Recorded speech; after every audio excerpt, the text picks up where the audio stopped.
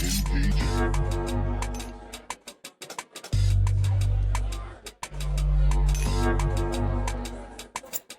is BarCode, a cocktail-powered podcast that dives deep into the personalities, criminals, and heroes that have come to define security across the globe.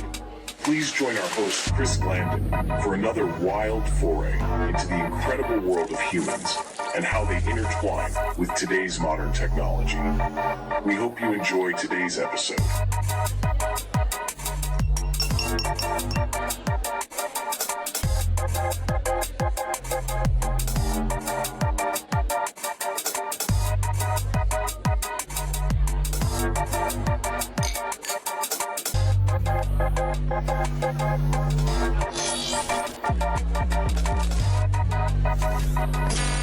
Five, four, three, two, one. Activate.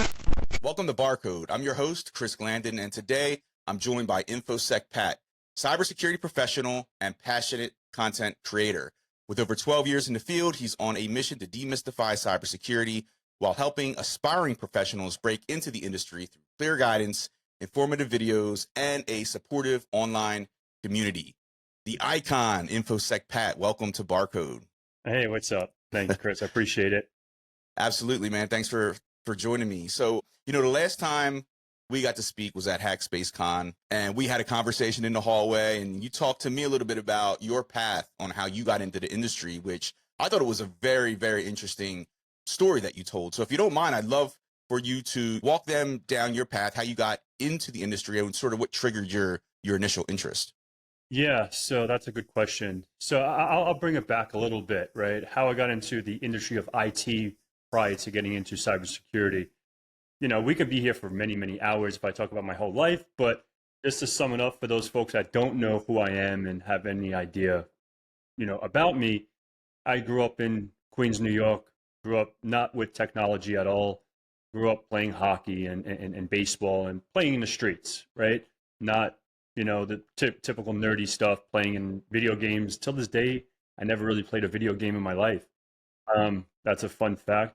Not a lot of people believe it, but yeah, I don't really play video games. I never really did. I played Hearts and Solitaire on Windows XP, if that counts. But yeah, that's pretty much it. Yeah, so I guess I'm a gamer. Never played Snake on your old cell phone? Nokia? No, I never played those games. Okay. No, nope. And it's funny because I have my uncles that'll play, and they're in their 40s, 50s. They'll play on their iPhone, playing these the diamond drops, and you connect the dots or whatever. Yeah. I never really got into it. I think I played Angry Bird for a week. You know what I mean? I think that was a game I played. But yeah, growing up, in a typical low income housing family, everyone was pretty much blue collar. And I said, okay, this is the norm. It's either, I want to be honest, sell drugs, end up in jail, or lay bricks and have a real living. And going fast forward, I was just doing, helping my family out with their little business. And I moved to Florida after my mom passed away. And then when I moved down here to Florida, I continued. I wanted to stay on the right path in life. And I worked as an electrician with my uncle for nearly a year and a half. And then I really, really quickly, well, not really quick, maybe 19 months later, 20 months later, I was like, I don't want to do this. I want to do something different, but I didn't know what that different was. I skateboarded my whole life. I played hockey. I was always doing something, but nothing with computers. So a friend of the family was like, Pat, why don't you get into a computer tech? And literally, these were my words. I'm going to say exactly what I said. I was like, I'm too retarded for that. You know what I mean? Because I wasn't that kind of kid.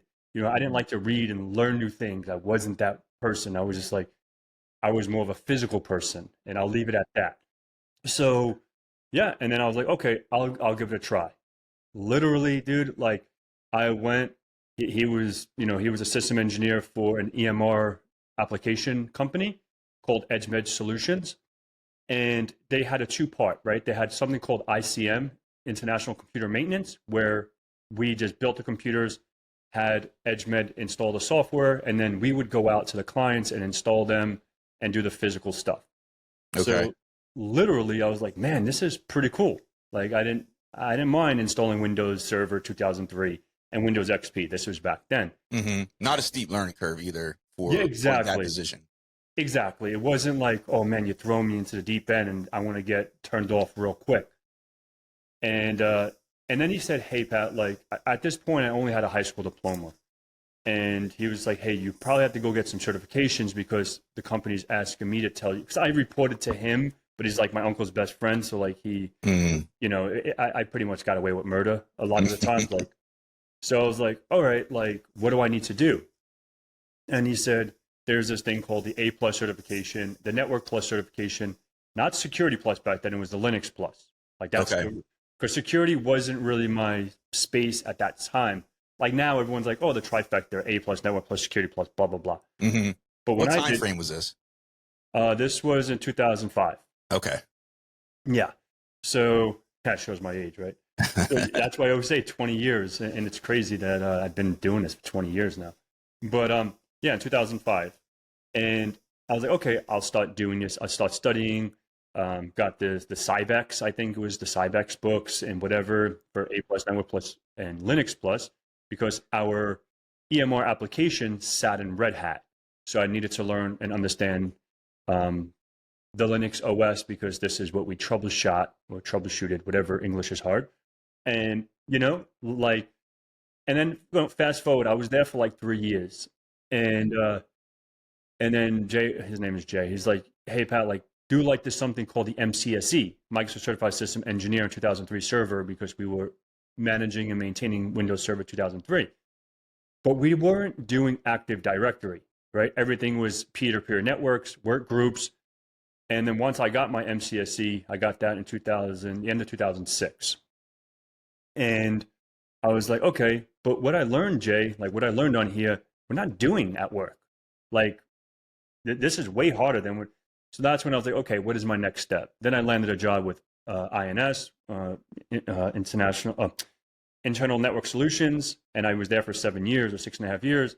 And that's where we, you know, it's an MSP IT solution provider.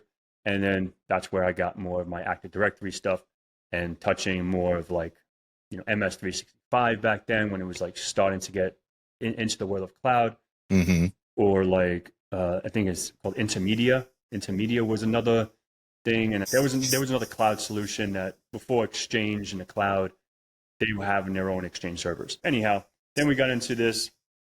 We were hosting with Rackspace and all these other platforms that we would, you know, set up the Exchange servers for the clients and blah blah blah. And here I was touching more of that MCSE level type stuff, Active Directory, sites and services, DNS, DHCP, not just DHCP from a router or a firewall. And then, you know, that goes on for several years. And then fast forward, I was a big sneakerhead growing up, you know, from New York, loved sneakers. And I was selling sneakers on eBay.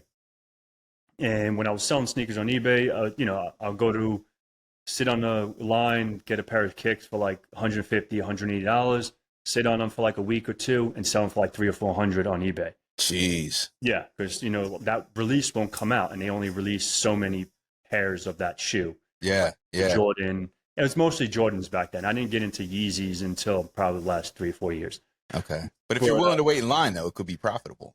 Yeah, yeah. So, like, say, for example, me, Chris, Anthony, and Bob, and I'm like, yo, son, just fucking sit on the line with me. I'll throw you 50 real quick. Okay. I got 4 boxes of shoes, so I made like $900 at the end of the day. So that was a little thing I did. So, yeah, and then it was $980 or $984 or something like that robbed from my PayPal. So that's what sparked. Oh, because you were reselling on eBay. Yes, yeah, because now, like, they're different. But back then, it was eBay and PayPal were together. Yes, yes. So, yeah, and then I was selling sneakers. I got my eBay hacked because I clicked on a link, a phishing link, and then someone, you know, jacked my money, the Nigerian prince or whatever. So I was like, all right, this is pretty interesting. And at this point, I was in my undergrad degree studying information systems and Technology, or whatever it was at ITT Technical Institute. And then I was like, hey guys, I went to my counselor. I was like, hey, I wanted to see if there's anything to do with like, I don't know, hacking. I don't know if that's a thing. Like if it's, and they said it's called information systems security. So I was like, okay, cool. I want to transfer my major to information systems security, not information systems technology and systems and technology, whatever they called it. So that's what sparked my interest, and that's how I segued into security. And back then there was no Hack the Box and Try Hack Me's and Vuln Labs and Vuln Hubs and whatever. It was more you're testing against real targets. So it's more of a gray hat area. And I wasn't familiar with the communities and different forums and anything like that because I was a system admin, right? I didn't really know about that world. That was a whole nother world that I had to learn. And I'm still learning it, right? Yeah. I like I said in the beginning of this show, right? Like I'm not your typical, I want to say it, nerd. So I don't really do the nerdy things, you know? So. Yeah. And you're talking about what, 2010 by this point? Okay. Yep. 2010. Yep, exactly. 2011, I think that happened. I think about 2011. And then, because I graduated in 2010. And then in 2011, I think I started my master's degree. I think something like that. I don't remember now. But so then, I got into this and I was like, okay, where I was working, I was like, hey, is there something I can do with more security driven? And I started touching firewalls and, understanding more about IPS, IDS systems, endpoint protection, really understanding the signatures and what is a signature, not just like, oh, Chris, oh man, we just have to quarantine this and delete it and then rescan it. Like I wanted to understand really what it was doing at like, what is an anomaly? Like really understand what the stuff was that, security professionals did.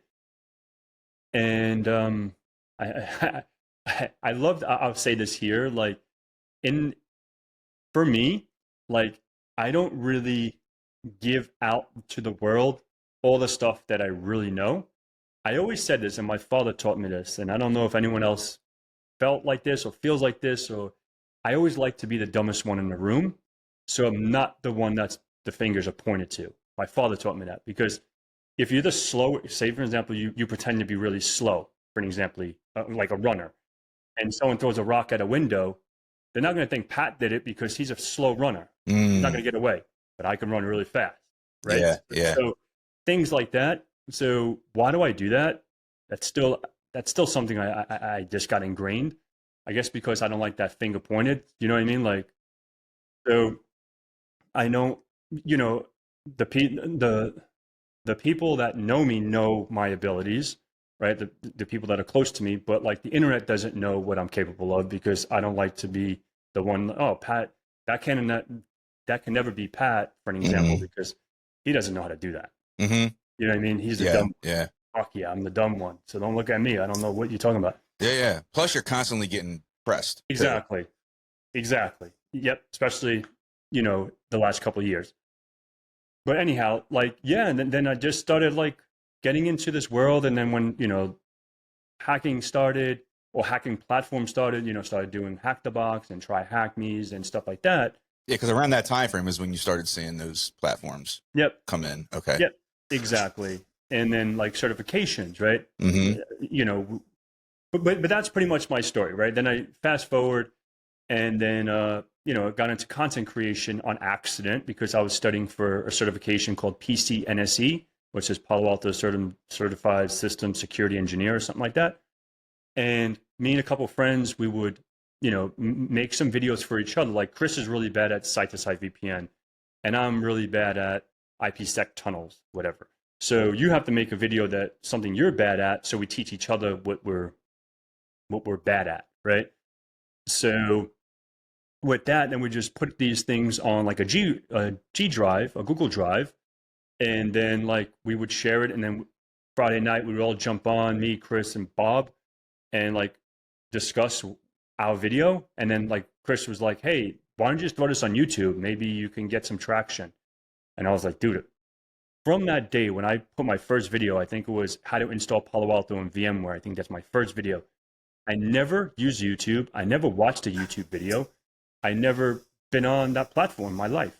So, and a lot of fun facts about me, man. But yeah, so yeah, and then I started doing that, and I'm like, okay, and then I did Active Directory, and then started doing, like these little videos here and there, and then I'm like, okay, like. Do you think that helped you though, not trying to mirror somebody else the way they're doing it? Yeah. Now it's not like I can jump on there, like, and back then I was like, oh, like, for example, Joe Schmo is doing these videos like this, and this is how it has to be. And if I don't do it like that, then I'm gonna not be successful. You know what I mean?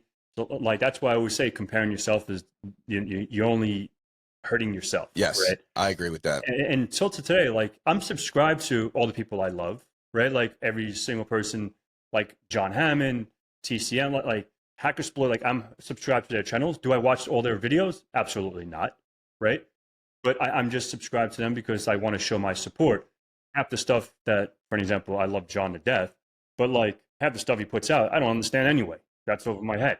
It's a different world.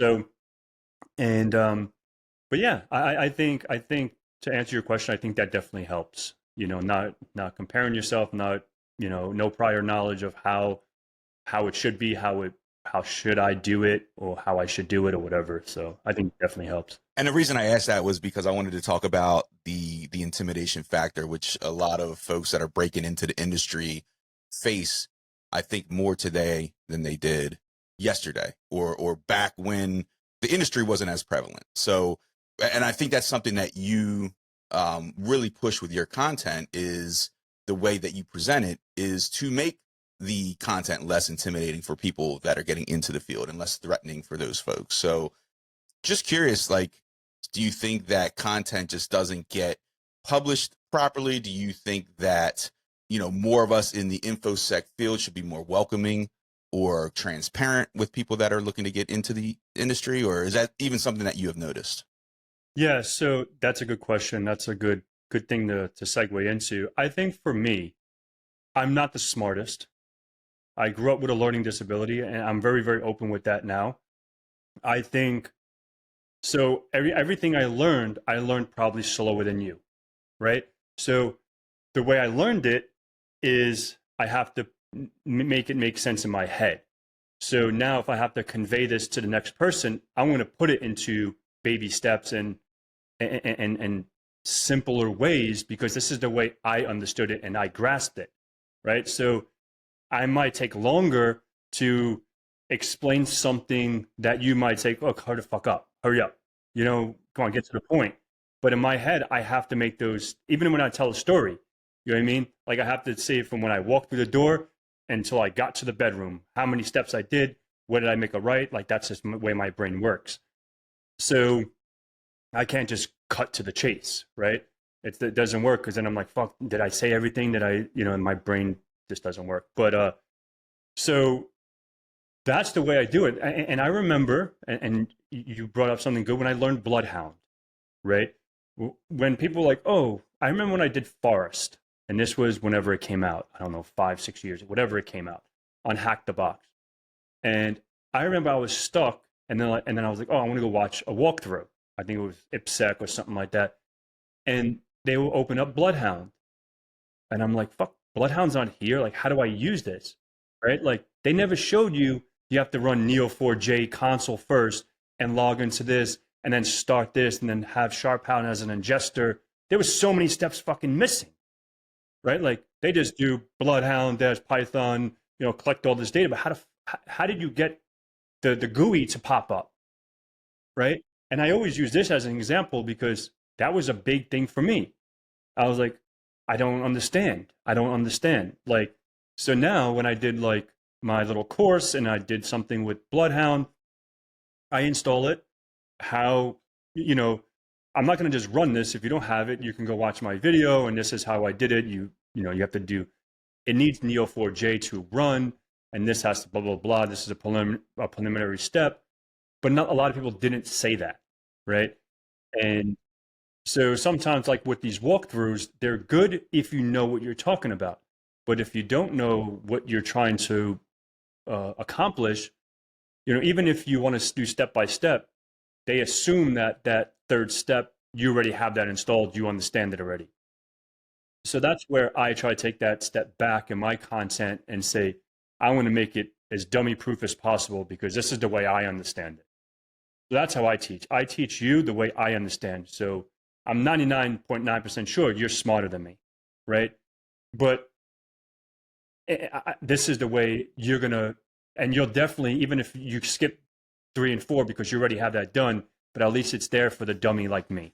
And that's really important to say when it comes down to creating content, training content like that, because a lot of people that are writing this training or running these courses assume that someone has, level X of this certain type of knowledge. All right, so let's talk about, back to the newcomers coming in, right? A lot of these guys have a controller, but they don't know where the start button is, right? Red team, blue team, purple team, pen testers, SOC. And from an outsider's perspective, I can understand how that could be overwhelming for someone not knowing which route to take. And, security today, there's so many different routes into security, so many different disciplines, so many different positions that you can focus on. So what would be your advice for people in terms of how to explore those different career paths, those different levels, ideally avoiding a trial and error type of situation where they get into a position and they're like, no, this is not what I wanted? Yeah. Oh, I love that. So I think it all depends on where your experience is today, right? So if you are in the world of IT, you have that advantage, right? Maybe if you're a help desk, maybe if you work as an IT analyst or IT admin or network admin, system admin, cloud admin, whatever you want to call yourself, right? But you want to go on to a SOC or a purple team or pen testing. You have that advantage because I'm 99% sure you probably have a security team that resides in your company today. So say, hey, Mr. Security Guy, I think I have an interest in this, right? It's glamorous. It looks fancy on the internet, blah, blah, blah. It looks pretty cool. I want to take I want to segue or make the next career change in my life. Can I just shadow you? That's an avenue or that's a path that you can go down. But not everyone has that. Maybe you work, maybe you have an MSP that's managing your IT at home or at your office and you don't have that ability. So now you can segue into platforms like Hack the Box, Try Hack Me's and stuff like that. And before that, I always recommend, this is something I always tell people, don't go to Hack the Box, don't go to Try Hack Me if you're new to the game. Because I think, going back to the dumb way of thinking, I need to have all my dots connected. For an example, right? I say, hey, Chris, go try Hack the Box and Try Hack Me. And you download this VPN, you do OpenVPN, blah, blah, blah, dot OpenVPN file, whatever. What exactly is happening when you establish that? What is Diffie-Hellman? What is this connection that's really going on when you're establishing that connection when you do an if config or an IP config, and now you have this different tunnel of interface that's been established on your computer. What exactly is that on that networking level, right? Layer 3, routing, or whatever, right? So that's when I'm like, okay, take a step back, set up your own lab. I'm a big believer in setting up your own stuff because I know you said not trial and error, but this is going to give you not only the building foundation and the fundamentals of the building blocks, you're going to have, you're going to learn about virtualization, whatever, VMware, Hyper-V, the type 2 hypervisor, right? Type 1 hypervisor like ESXi and, bare metal hypervisors. But you can do a type 2 hypervisor, like I said, VMware Workstation, VirtualBox, whatever. And now you have, you can set up virtual networks. So say, for example, you want to set up, vSwitches or virtual switches and get into the nitty gritty of networking. And now you're learning that. Then now you're installing a virtual machine, whatever, if it's Windows. Now you're installing, maybe you never installed an operating system because your computer already came in a box, Windows installed, and you never formatted it yet. So now you're learning what is an ISO file, right? And now installing this ISO file. Now you're going through the process of setting up that computer, blah, blah, blah, blah, blah. And now you're going to set up something called a domain controller or Active Directory. And because if you want to get more into the enterprise space, you're going to need to understand Active Directory. And not only at a help desk level, because that's computer management at that point, right? You have a computer, you go to computer management, you can right click, add a new user, add him to the admins group, the local admins, and that's the same shit. I mean, really no AD, right? And then fast forward, now we can put like Open Sense or Open VPN. You can do PF Sense. You can use open source firewalls to traverse that traffic within your local segment of your virtual environment. And then, install Kali Linux. Then you install Waza, a SIM, open source EDR, blah, blah, blah. So now when you have all that set up and you can start hacking that, or, install Kali Linux and start doing that, because that's going to be easier for you to attack because you know the IP schemes. You set it all up. And what is that going to do on top of that?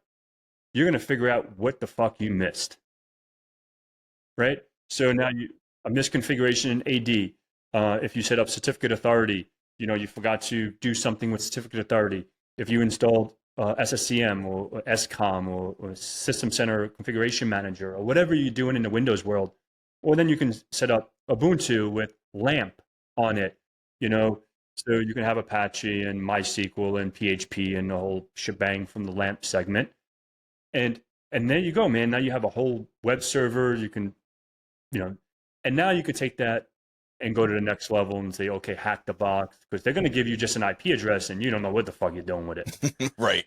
So yeah, that's always my recommendation. And now it's dabbling in offensive, defensive, a little bit of purple, because you're going to detect those anomalies or those commands that you're running. It's going to set off an alarm if you're SSHing from Kali to, your Ubuntu box, and like, oh, is this really should be happening?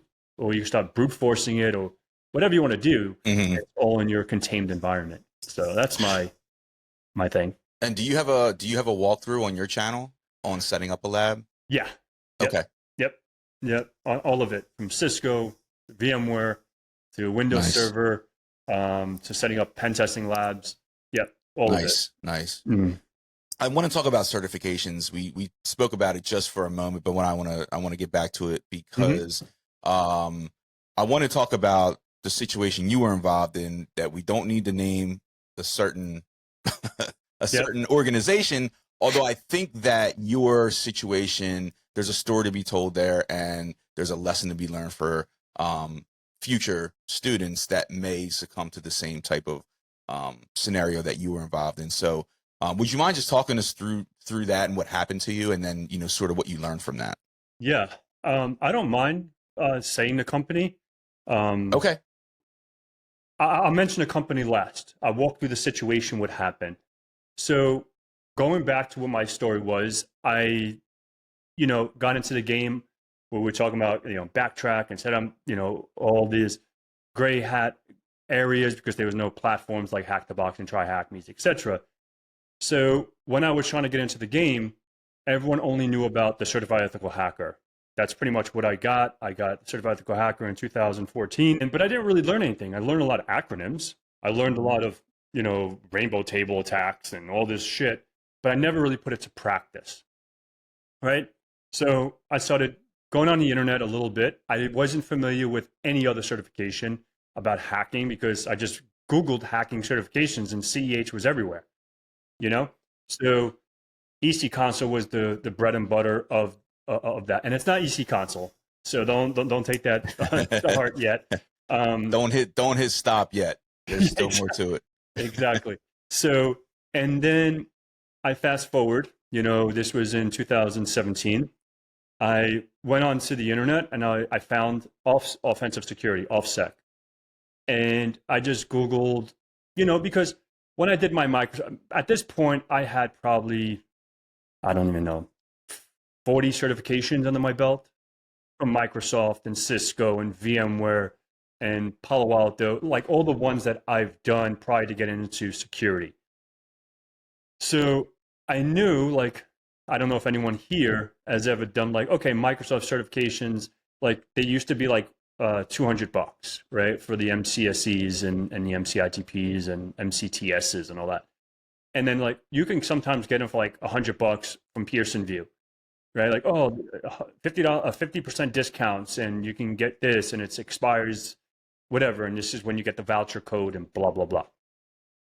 So I was used to that, right? Like I did my VCP through Stanley University, right? So I got my voucher for super cheap. I didn't have to go spend $3,500 for a boot camp for the install, manage, and config, right? So I did it another way, right? Because I'm from New York and we try to do the get over ways, right? So, all right, now fast forward, I Googled this thing, and then there was a website called certmasters.com. I don't know if that site is still up. And they were selling 50% off of offensive security certifications.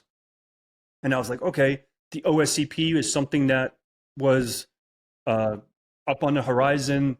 This is, I guess, the new thing that I can get hands-on training, right? Like hands-on. It's not like a multiple choice exam. And then fast forward, I got like the PDF file like they send. Back then it was 5 standalone machines, but for overflows, blah blah blah, whatever the exam was about. Literally, it was like 5 Vuln Hub machines in a network, and you have to compromise them and just like write a report. Mm-hmm.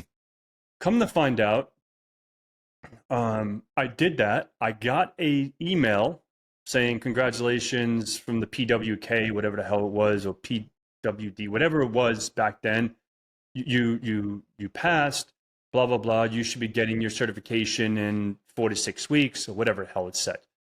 And I waited like 3 weeks, and I emailed an email that I had, and they said, "Oh, here's the PDF version, and you'll get the binder and the card," because that's when they were still sending like the certification and a card. Mm-hmm. And then I was like, all right, they gave me the print. They gave me a PDF. I printed it out at Office Depot, and I just threw it on my wall. And I actually forgot about the damn everything else because life happens. But they gave you a cert number and everything. Yeah. Yep. Everything. Okay. The OffSec ID number. Yeah. So I had everything. And fast forward, and when I started doing YouTube videos, I had my OSCP on my wall, right? Mm-hmm. And I guess offensive security does random, I guess, investigations. I don't know. They reached out to me and they said, "Hey, you're not in our database." And I was like, "Okay, here's my certifications. Here's the emails. Here's all the shit that I got from you guys," because it says offensive or offsec or offensivesecurity.com. Yeah. So I don't know what to say now, man. It's out of my hands. Like if I got gypped, fuck, I got gypped. You know, this was prior to the rebrand. This was when it was still offensive security. Yeah, exactly. So I was like, okay, fair enough. Like, and then they said they're gonna ban me, and I was like, ban me? They thought you fabricated a cert. Yeah, they thought I fabricated a cert, and I'm like, hey man, I'm helping you investigate. I'm helping you put me in jail. What the fuck? Yeah, I come from a place that it's easy to get over. Trust me. Like, I know if I wanted to bullshit, you can't bullshit a bullshitter. You know what I mean? Yep. So I'm like, yo, like, this is not the situation. I gave all the information that I was given from cert masters, right? And then I told them that name? Yeah. Were they familiar with them? No, they had no idea. Okay. They had no idea. And so... yeah, and then I was like, okay, like, I don't have an OSCP then. Like, I don't care. Like, whatever. I just took it off my LinkedIn, took it off my wall. I was like, all right, like, while they were investigating, they said, you know, can you please remove it? I was like, absolutely. You know, that's fair. I'm going to comply, blah, blah, blah. And they said, oh, we're going to revoke your stuff and you're going to get banned. I'm like, what? Like, why? So at that point, when I said that, I was like, you know what? Screw it. Like, whatever. I don't have an OSCP. And then obviously fast forwarding, like now there was PMPT, there's CPTS, CBBH, there's PJP, there's other certifications that compete with them. So I never really thought about them again, right? I never like, all right, like, I love you guys, but if you want to be a dick, you know, fuck you. You know? I won't give you my money. Like I was willing to do it. Talk to someone. No one wants to talk to you over there. That was another thing. That's why if anyone's watching from OffSec, I want to see you at Black Hat and I want to come to you, right? So like I've been trying to call them, or not call, like email, trying to contact people. Even if you've seen something on LinkedIn, putting, hey, if anyone from OffSec, I just need help, to help me with the situation. Mm-hmm.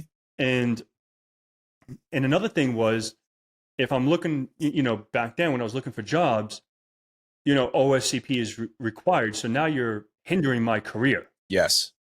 So now you're fucking with me. You know what I mean? Yeah.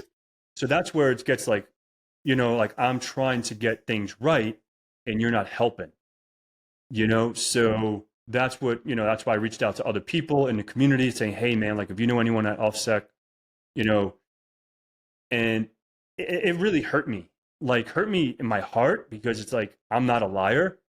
I'm far from that. I keep that shit a buck real quick, son. You know what I mean? I don't need a lie. And then I was like, okay, I want to go ahead and do other certifications, right? PMPT, just to showcase that I have a hands-on certification, not just a CEH. And that's why I was like, okay, CPTS and from Hack the Box and all these other certs that weren't easy for me, but I went through it and I did it.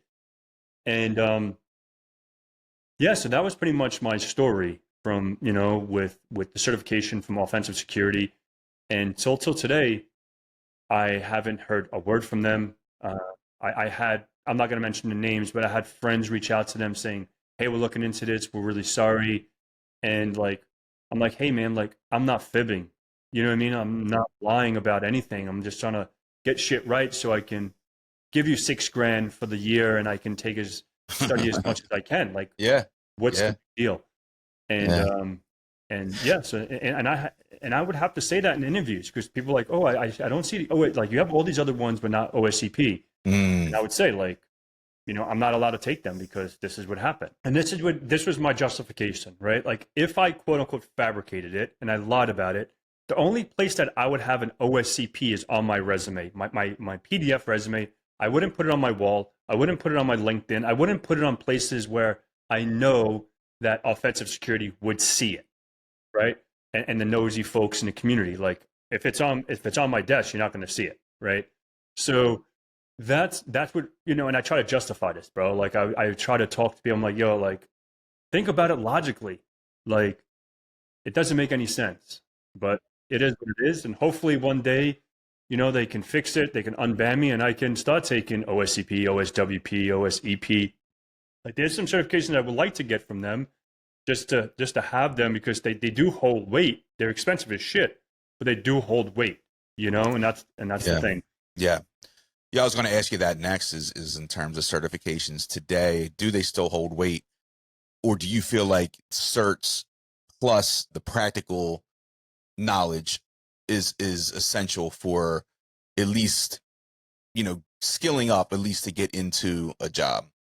Yeah, most definitely. So the thing where I had a problem, not a problem with them, but like I had a problem with my skill set when I was doing standalone machines.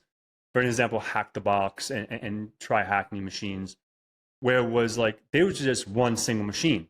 So say, for example, I drop you in an environment, how are you going to get to the other machines? How are you going to do lateral movement, pivoting?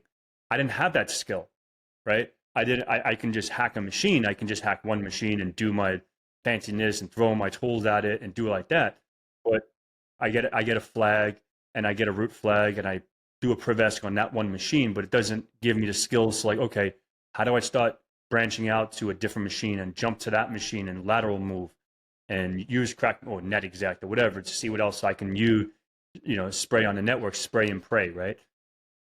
So I think the certifications give you that knowledge, at least for the PMPT, at least for CPTS. It's not just a CPTS, you still have to capture flags, but you have to move around the network and get your stuff done for you to get there. And the PMPT was the good thing about PMPT for anyone that wants to become a pen tester is that you have the soup to nuts experience. What do I mean?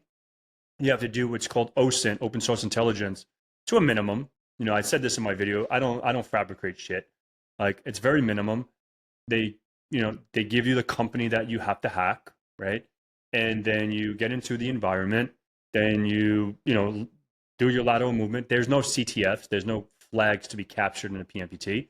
And then your ultimate goal is to get domain admin on the domain controller. Once you get that, you're done with your exam, you do your report, and what happens next is you have to debrief that report to one of TCM's staff members, right? And not only debrief what you found, how do you remediate these, right? Like, what if there's like no web application firewall on the web app? Or what if there's no EDR? I was able to upload Mimikatz and do LSAS dump and blah, blah, blah. And the way this can get mitigated is like if I had an EDR solution on this machine, this would have been flagged and removed and blah, blah, blah. I'm just using that as an example. That's not the exam. So that's pretty much the core concept. And then you just talk to, TCM's folks. And if they think you did a good job, because it's not only about, I think did he fail because of that? I don't remember. I have a buddy that failed it the first time, the PMPT. I don't remember if it was because of the debrief that he didn't or his report. I think it was something like that. He was able to compromise the domain, but the way he forgot to put remediation actions in the report. So that's pretty critical as well. Mm-hmm. Yeah. For people that I guess don't have those technical skills yet, and I'll keep this within the scope of, let's say, pen testing, right? Because that's what we've been talking about. What other soft skills would you say are critical for someone to have for that position specifically? And when I say that, it could be problem solving skills. It could be critical thinking or creative thinking skills. What are some of those skills that people can tap into to help accelerate the technical side of pen testing? Yeah, that's good. And just we can revisit what I said about myself, right? I wasn't the sharpest tool in the shed growing up. I have to try a lot harder than the next person probably, but I'm capable of doing it because I have a lot of success in my life. So knowing the soft skills is knowing that you don't know it all. Remember that. And that really, really, I think, harps on a lot of people. They think they're the best at whatever they're doing. You're not the best. There's always going to be someone that can blow you out of the water. So humble yourself. And if you need help, my thing is that communication, don't be scared to say, hey, man, I need help. This is not working or whatever the case may be. Because you're going to, like you said, right? I don't like that whole thing, try harder, right? I don't think that's because some people, we can be researching, then we can go down rabbit holes. But if you just know the answer, why you're just going to have me look like an idiot and just keep going down a rabbit hole? I don't think that's cool. I never did that as a sysadmin, as a network admin, as a cloud engineer. I was always if you needed help, I helped you. If it was the help desk, if they say, hey, this says I can, obviously I'll make them use their brain a little bit. But yeah, I think you can't have people going blind. Yeah, exactly. Exactly. And then, the problem solving skills is obvious, we have to have problem solving skills, especially in pen testing, understanding the methodology, whatever technology that you're testing is have your, I have a step-by-step, literally step-by-step, tool by tool, what to do. And what I need to do and how I need to do it. Because, if I forget, if I'm, for an example, I don't do web app tests a lot. But if I'm doing external, internals, Wi-Fi, physicals, blah, blah, blah, and 3 months later, they put me on a web app and I don't have these step-by-step, I'm screwed. I'm going to be fuck, when I open up Burp Suite, what do? I don't know. I need to do Foxy Proxy. And then I need, what? So I have a dummy-proof checklist. For me, because that's the way I have to remember shit. Yeah. So, so going back to what I was saying, ask for help when you need help. And then the last thing is, we said about the PMPT, the debrief. Communication is super, super key. So that soft skill, understanding communication, that's not easy for a lot of people in this field. And that's what I came to realize a couple of years ago. I'm damn, dude, you can't even fucking communicate. You know what I mean? So there's a lot of people in the field that are very, very introverts. You know what I mean? I'm the total opposite. I can talk to anyone. You know what I mean? Yeah. Yeah. So, and that's why I think really, really benefited me, because I didn't come from that soft, you know, like secluded background. I didn't grow up like that. Like I grew up talking to everyone and shooting the shit. And so there's a different upbringing. So I think that communication, because problem solving skills, I think is, you know, especially for a lot of IT and security people, I think that's there. Because they wouldn't be doing what they're doing if they didn't have problem solving skills. But I think communication, talking, I think that's hard for a lot of them. Yeah. Well, I love the communication skills that you bring to your content. I think there's something to be said for being real, for being blunt, for telling it how it is. And I think, you know, a lot of folks appreciate that. You know, I think we need more of that. So, you know, with that, you know, can you just tell us where folks listening to this can find you online and connect with you and see the content that you push? Yeah, I appreciate that. So pretty much InfoSec Pat, pretty much everywhere. LinkedIn, Patrick Gorman, YouTube, InfoSec Pat, Instagram, InfoSec Pat, Twitter or X, InfoSec Pat. I think that's, and I have a course as well. It's on my channel. I think it's on my infosecpat.com site as well, I think. And yeah, that's pretty much, you know, anywhere. If you just want to connect with me, if you have any questions about anything, if I can answer it, I'm not going to tell you to go Google it. You know what I mean? If I have the answer, if I don't, I'll put you in contact with someone that can be a better help. And Thirsty Thursdays, tell us about that.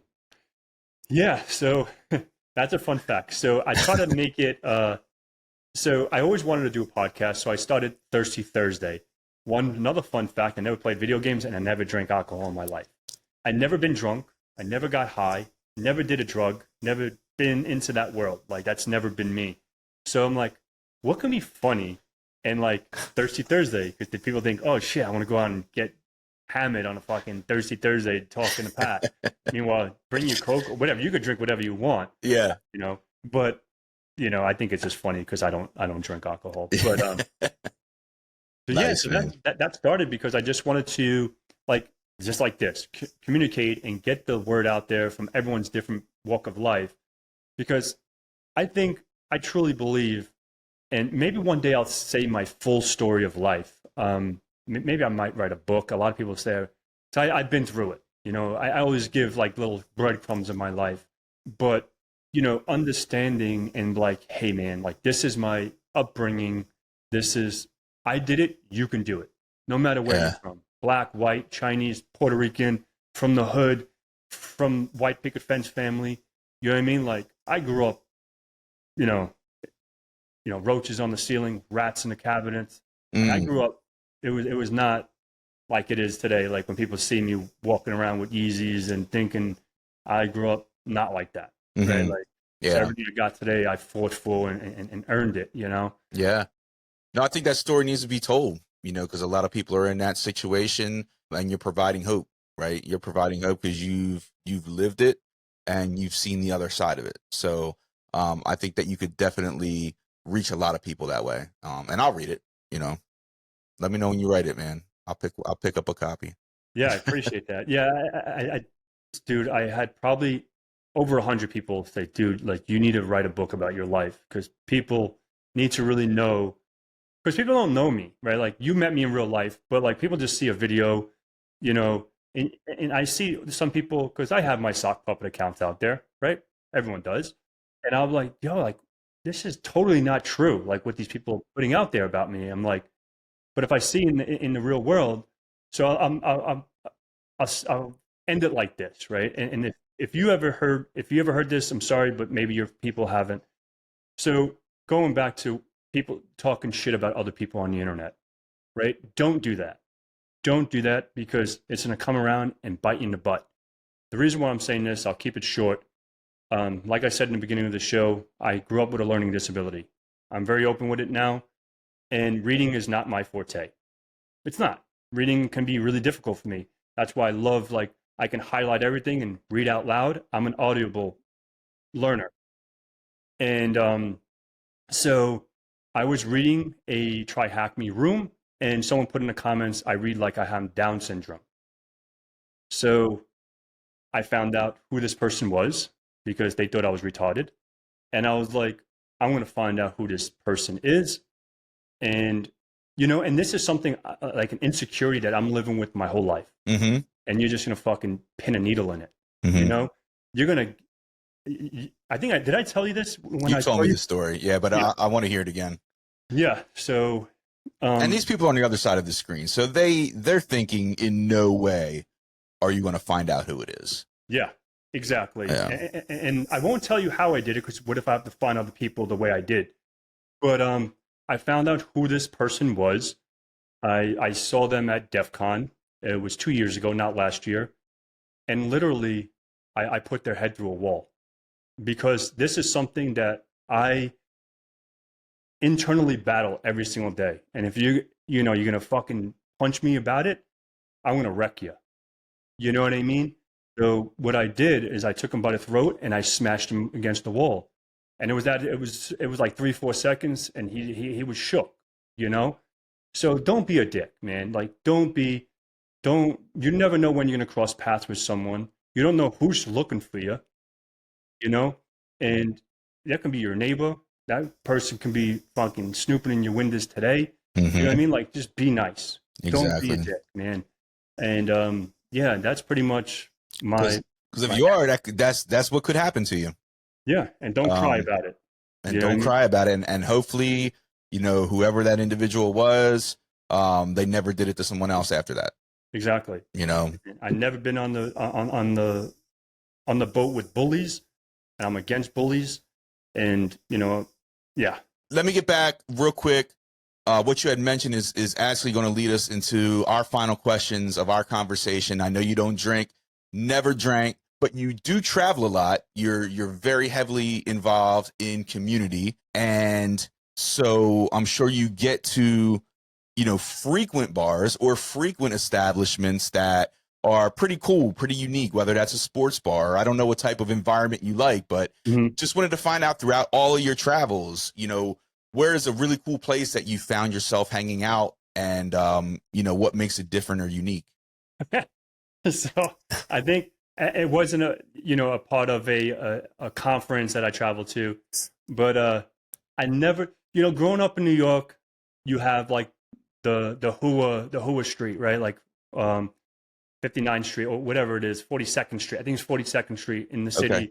Where all the Huas are, or the sluts, or whatever you want, the hookers or whatever.